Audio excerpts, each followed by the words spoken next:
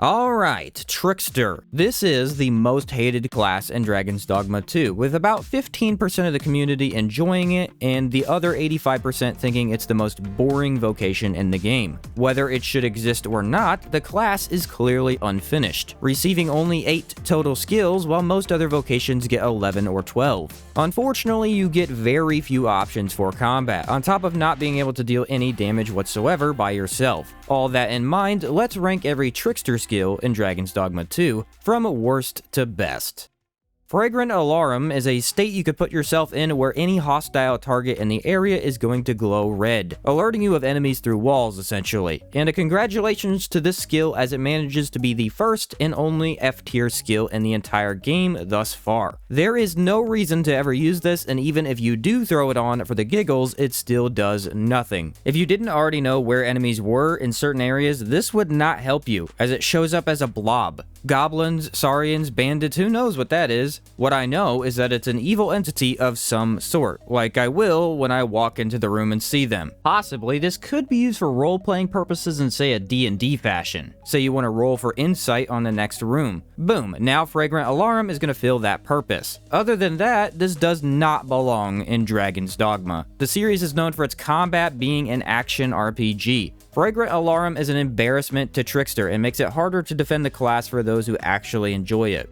Elusive Divider allows you to place down 2 separate illusionary walls. Once placed, enemies will avoid going through them. A cool idea as you can cut off sections of the battle and force monsters to engage your pawns on your own terms. Also consider that the entire combat you take part in is summoning your simulacrum or ghosty guy. Elusive Divider can make that easier to do since you can stay safe during the animation. The skill performs best in caves where you can block off an entire path, and even outside it's possible to control battle a bit better. But the problem is, this is not an actual wall. It's an illusion. Enemies, while trying to avoid it, are still able to walk through unharmed and with no negative side effect whatsoever. Meaning you have a skill that is great when it works and useless when it doesn't. Harpies in particular seem to ignore this entirely. All large monsters avoid the wall for a bit, but eventually do walk on through when your pawns force them inside the barrier. And any target on the spot where you summon the wall doesn't even see it. On the one hand, it's a really cool idea and extremely advantageous when it works. But you are rolling that RNG die pretty hard in every combat scenario, leading to Elusive Divider falling flat quite often. Oh, and what I forgot to mention is you really don't need this at all. The idea is to use your simulacrum as a tank, do your job right, and the enemies are on that thing anyway, and not on you or the rest of the team.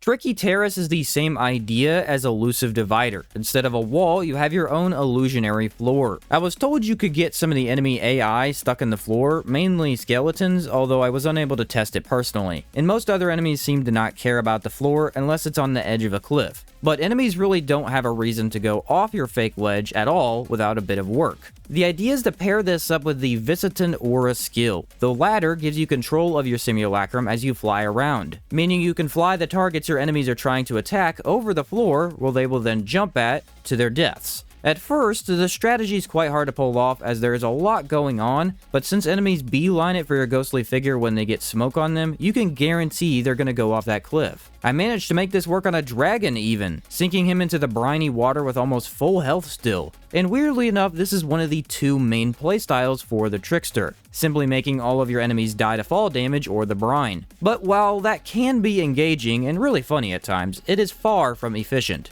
Anything lost to the brine does not drop loot, so right off the bat you lose any upgrade materials for almost your entire run. This also requires that you have water or a cliff readily available to you. For those who know about endgame, this completely kills the playstyle altogether. I did find Tricky Terrace to be much more consistent than the Elusive Divider skill, but this alone is going to be useless without some work from you in other areas.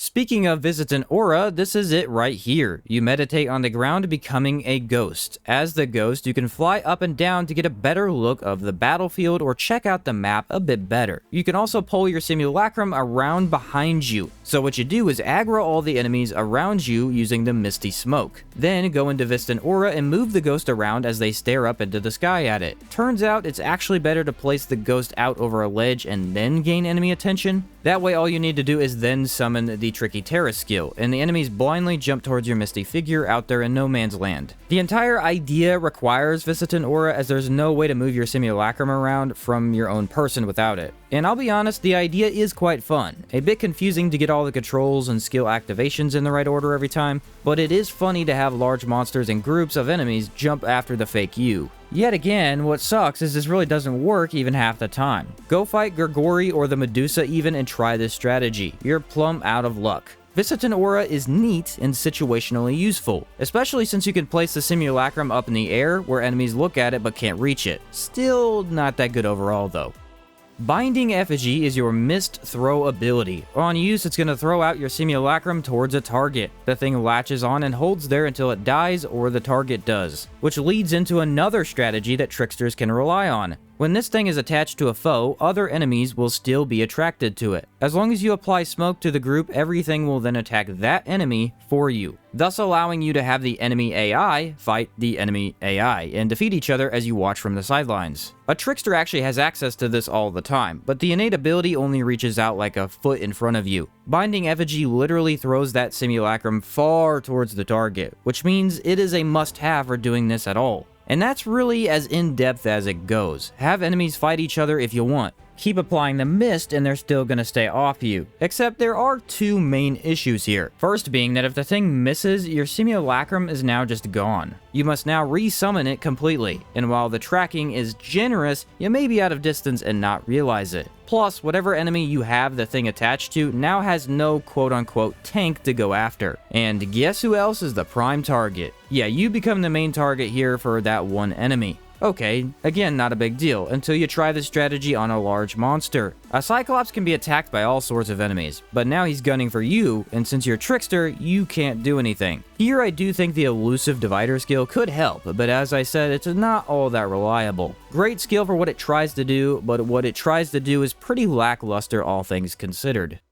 Dragon's Illusion is the master skill for the Trickster vocation. And first off, one of the more interesting master skills to acquire, as finding the actual grandma was a lot more engaging than simply talking to other NPCs. As for the skill itself, you consume a large portion of stamina to summon a misty dragon. The dragon is not going to be able to inflict any damage at all, but the roar it lets out deals massive stagger and scares off lesser foes. For groups, it's going to make all the tiny goblins run away, which lets your pawns hunt them down without a fight almost. And well, turns out groups are more dangerous than large monsters most often, so being able to nullify them entirely is quite powerful. Then the stagger inflicted means you'll be able to spam the dragon a lot. Griffins, cyclopses, ogres, and chimeras are always stunned by the beast and usually fall down as well, giving your team a chance to deal damage to weak spots more easily without taking damage. For dragons, it usually does not stagger them, being a dragon versus a dragon, but they do most often stop casting spells or finish other moves. Yeah, I'll admit, a dragon skill that does no damage is pretty lame, especially for those who really like the dragon incantations in Elden Ring, but it is one of Trickster's most effective tools in combat. For those less interested in the unique strategies provided by the class, you're going to resort to using this skill and this skill alone. Since it is that good, you will still be just fine.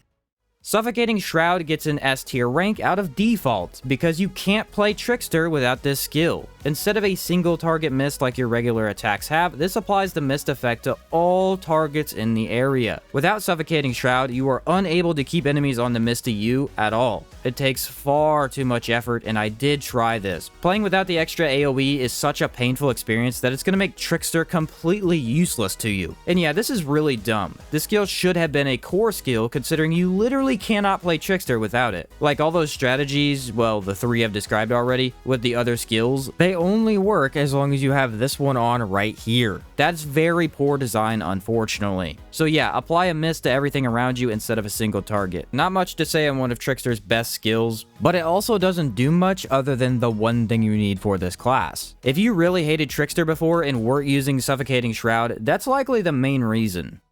Aromatic Resurgence is easily the best skill Tricksters have available. On use, is going to greatly increase the damage your pawns deal, but also slowly begin to drain their health. And the damage they gain is no joke, easily being able to take on any enemy in the game as soon as you apply this. Apparently some people are using this without a mage pawn. I was kind of surprised by that, although I guess with enough health potions you can keep your party alive regardless. For me, I still use a mage as they heal all the damage dealt to the pawns, leading to it not even existing really. So with a mage, you just have more damage for the pawns, which is indicated by a red aura around them. And again, that's all it does. If you didn't want to go in depth with all of these skills, you could probably explain them in like a 1-minute video. Aromatic Resurgence makes pawns ridiculously powerful, and while this is not all that complicated, there are a few tips I can give. Mainly that the pawns you choose are going to matter a lot. Red vocations are not great as they don't deal as much damage. Specifically, fighters and warriors, while having access to high damage, usually rely on tanking more often than not. So the ideal setup is going to be one mage, you as Trickster, one thief, and one sorcerer. A thief with Skull Splitter will solo dragons, and a sorcerer when buffed by Aromatic Resurgence will delete the entire game.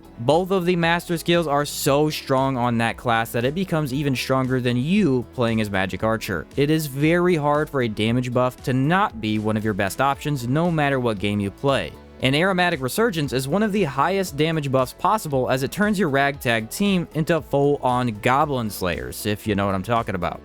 And there you have every Trickster skill ranked from worst to best. Yeah, most players are going to find this boring as the strategies you're required to use are not as fun as just fighting enemies with weapons. But get past that and the class still sucks, simply because they didn't finish making it. Not sure if rush development had anything to do with it, but for one of the new classes no one has ever seen before, you have to make it better than this. Only 8 skills is an absolute travesty, and I do think we should criticize the devs for this one. Because with maybe just a few more options, it could have been an awesome class. As it stands right now, you're going to use Suffocating Shroud, which should have been a core skill, Aromatic Resurgence because your pawns do everything anyway, Binding Effigy since it is usable, and Dragon's Delusion for the stagger. Pretend the other options don't exist, and this is the best Trickster build. Either way, hopefully you enjoyed this video and learned a bit more about the Trickster class. Let's assume this vocation gets some improvements in the future, but for now, these are what you have available. Thanks for watching, and I'll catch you next time.